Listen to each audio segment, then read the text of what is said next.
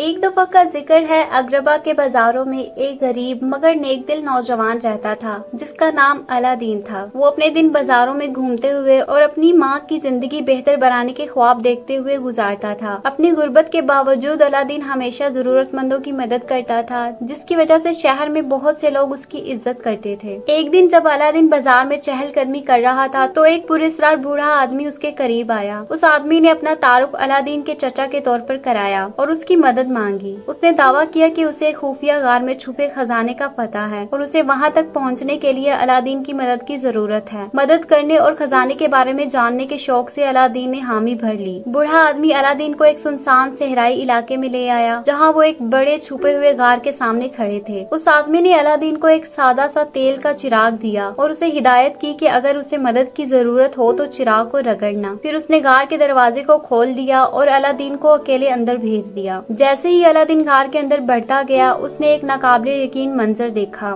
سونے کے ڈھیر، قیمتی جواہرات اور بے قیمت نوادرات وہاں موجود تھے۔ غار کے درمیان ایک ستون پر ایک دھول سے بھرا ہوا پرانا چراغ رکھا ہوا تھا۔ بوڑھے آدمی کی ہدایت یاد کرتے ہوئے الادین نے چراغ اٹھایا اور اسے آہستہ سے رگڑا۔ حیرت انگیز طور پر چراغ سے ایک گھنے دھوئیں کا بادل نکلا اور ایک جن اس کے سامنے نمودار ہوا۔ جن نے جھک کر کہا، میں چراغ کا جن ہوں، میں آپ کی خدمت کے لیے حاضر ہوں میرے آقا۔ آپ کے پاس 3 خواہشات ہیں۔ الادین حیران ہوا مگر بہت خوش بھی تھا۔ جلدی سے اپنی نئی طاقت کی اہمیت کو سمجھ گیا تھا۔ اپنی پہلی خواہش کے طور پر اس نے جن سے کہا کہ وہ اسے اور خزانے کو غار سے بحفاظت باہر نکال لے۔ ایک پل میں وہ سطح پر واپس آ گئے، خزانہ بھی ان کے ساتھ تھا۔ بوڑھا آدمی جو اصل میں ایک بد کردار جادوگر تھا، اس نے چراغ کو الادین سے چھیننے کی کوشش کی۔ تاہم الادین اس آدمی کی اصل نیت کو سمجھتے ہوئے اس سے بھی زیادہ چالاکی دکھا کر چراغ کو اپنے پاس رکھنے میں کامیاب ہو گیا۔ جادوگر غصے میں وہاں سے غائب ہو گیا اور الادین کو جادوئی چراغ کے ساتھ چھوڑ کر چلا گیا۔ اپنی دوسری خواہش کے طور پر الادین نے جن سے کہا کہ وہ اس کے اور اس کی ماں کے لیے ایک شاندار محل بنائے جس میں ہر قسم کی آسائشیں موجود ہوں۔ راتوں رات محل تیار ہو گیا اور الادین کی زندگی مکمل طور پر بدل گئی۔ اپنی نئی دولت کے باوجود الادین ہمیشہ عاجز اور نیک دل رہا۔ ایک دن اس نے بازار میں خوبصورت شہزادی یاسمین کو دیکھا اور اس پر فدا ہو گیا۔ اس کا دل جیتنے کے لیے اس نے خود کو ایک امیر شہزادے کی شکل میں ظاہر کیا جو یاسمین سے شادی کے لائق تھا۔